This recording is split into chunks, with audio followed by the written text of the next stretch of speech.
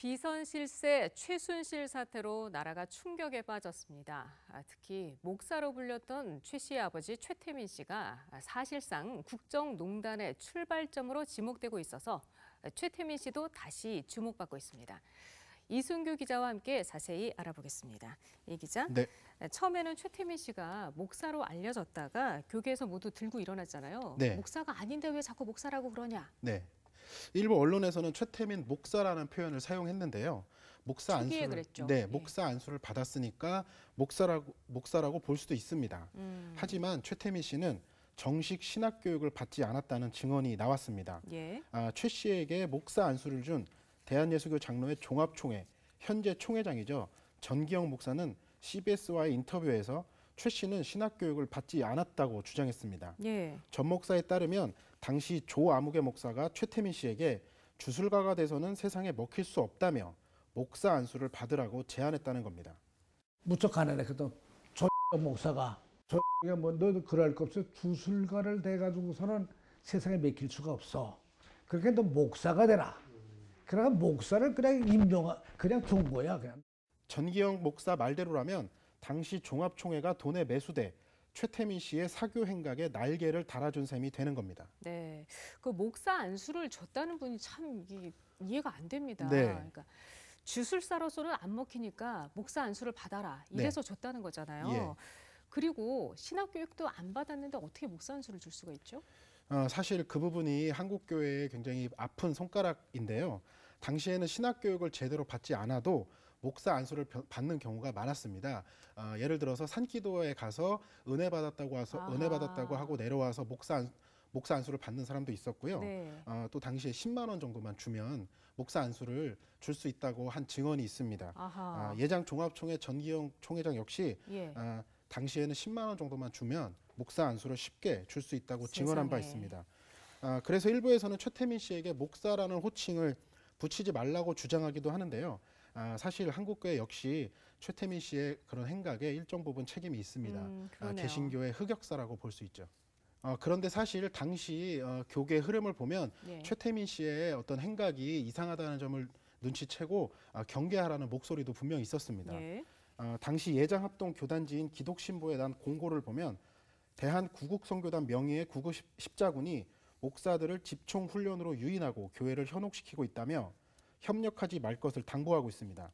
기독신보는 대한구국선교단 단체 자체의 불투명성과 총재 최태민 씨의 신분의 의혹을 제기하고 있습니다. 예. 특히 국가안보라는 구호 밑에 교리에 벗어나는 집총 훈련과 집총을 전제로 십자군을 조직했다며 문제를 지적하고 있습니다. 합동교단은 이제 75년 6월 23일 날 총회장 명의로 그 서명서를 발표를 하고요.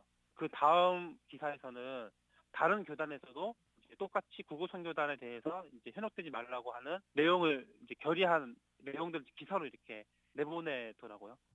그러나 이 같은 교단 지도부의 권고에도 아랑곳 없이 여러 주류교단 목회자들이 최태민 씨의 활동에 동참합니다. 당시 경향신문 등은 예장통합의 강신명 목사와 예장합동의 최원 목사, 감리교회 박정원 목사 등이 최태민 씨의 구국선교단에 참여하며 십자군 창설에 나섰음을 보도했습니다. 또 현대종교 1988년 6월호에서 탕명환 소장은 최태민이 주도한 1975년 유경수 여사 추모 예배에 기라성 같은 기독교계 인사들이 참석해 순서를 맡았다고 고발했습니다. 예. 주류교단에서도 정체를 알 수 없어 교류를 금지했지만 그럼에도 불구하고 동조하며 지지했던 목회자들, 역사가 밝히는 진실 앞에 교회의 회개를 촉구하는 것은 어쩌면 당연해 보입니다. 네, 정말 아픈 개신교의 역사입니다. 네. 네, 불의한 권력에 알고서도 부역을 했겠죠. 그렇죠. 예. 근데 이 신학 공부도 안 하고 얼렁뚱땅 안수를 받았잖아요. 네. 목사라고 부르면 안 되는 거죠, 확실히? 네, 그렇습니다. 그래서 저희 CBS에서도 최태민 목사라는 말 대신 최태민 씨라고 호칭을 하고 있는데요. 최태민 씨의 종교적 배경은 이미 오래전부터 드러났습니다. 특히 그의 종교 갈아타기는 돈과 권력에 다가가는 갈아타기. 중요한 수단이 됐습니다. 1975년 목사라는 타이틀을 얻었는데요. 이 목사라는 타이틀을 얻기 20년 전부터 최 씨는 종교인 행세를 시작합니다. 예. 1954년 경남 동래군 금화사의 승려로 시작했고요.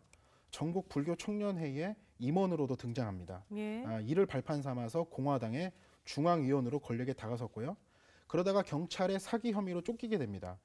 그렇기 때문에 신분 세탁을 위해서 1969년 서울 중림동 성당에 나타나 영세를 받겠다고 합니다.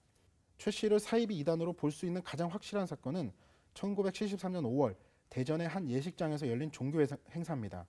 당시 대전일보에는 영세계에서 알리는 말씀이라는 광고가 실렸는데요.